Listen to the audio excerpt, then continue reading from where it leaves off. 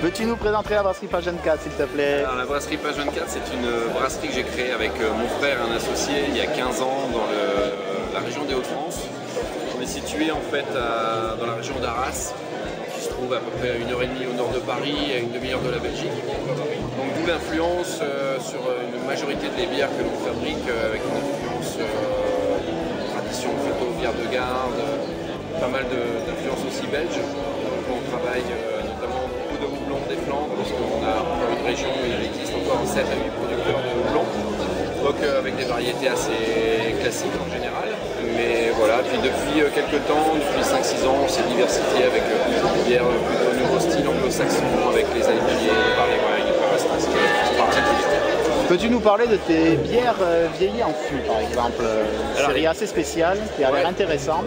Tout à fait, les bières vieillies en fût, en fait, c'est arrivé chez nous il y a à peu près 6 ans, parce que moi je vais régulièrement aux États-Unis, donc ça fait quelques années que je vois un petit peu les nouvelles tendances sur les brasseries américaines. On a démarré assez doucement avec une bière brune vieillie en barrique de Bourgogne rouge, et on a mis un peu le pied sur l'accélérateur il y a quelques années en diversifiant l'offre avec le whisky, les fûts de Bourbon, d'Armagnac, Cognac, fûts de vin blanc également. Et voilà, donc aujourd'hui c'est plutôt des séries qui sont destinées à être éphémères pour faire connaître un peu les différents vieillissements. Toi-même tu es brasseur ou... Ouais. Tu es brasseur, quel est ton cursus pour arriver en brassage pro?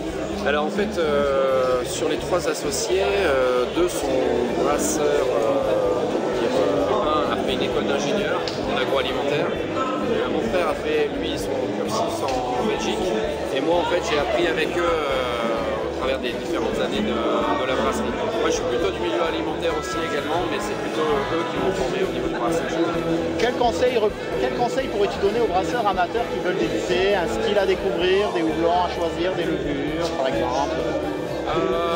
Style particulier, moi j'étais pas forcément un grand fanat des bières type Imperial Stout et Porter, et en fait ce sont des bières que j'ai découvertes au fur et à mesure, notamment par mes voyages aux États-Unis, et c'est vraiment un style aujourd'hui que j'aime bien. Donc la tendance est plutôt de partir, les amateurs aiment bien partir notamment sur des IPA, mais je trouve que dans certaines bières, alors je parle pas forcément des Imperial Stout, mais il y a des bières qui peuvent être assez intéressantes en essayant de trouver un équilibre en fait, pas forcément partir vers des trucs extrêmes au départ. Au contraire, on prend parfois autant de plaisir à trouver une bière blonde assez équilibrée, avec une amertume assez fine. Et je trouve que quand on veut vraiment exprimer son talent, il peut y avoir des choses intéressantes à faire avec des choses assez basiques. Un petit mot pour la fin?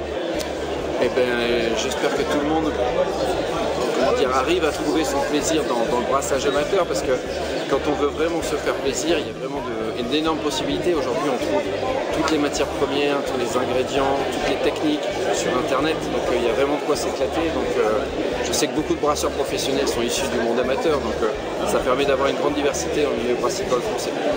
Alors bon courage. Mais merci beaucoup. De rien.